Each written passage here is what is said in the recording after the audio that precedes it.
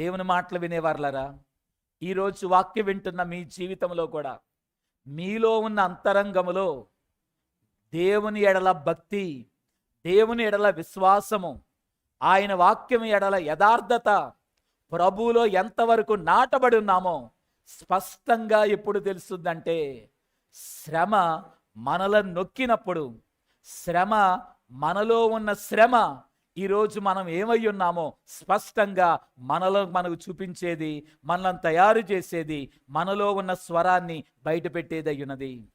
మీ జీవితంలో శ్రమ కలిగినప్పుడు, ఇరుక్కుపోయినప్పుడు ఆ ఇరుకులో దేవుని స్తుతించి పాటలు పాడండి.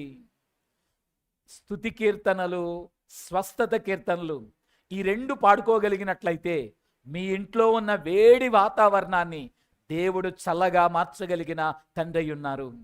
అలాగున మనందరం కూడా పౌలు శీలలు ఏ రీతిగా స్తుతించారో వారి యొక్క స్తుతి స్వరము బయటకు వచ్చిందయ్యున్నది.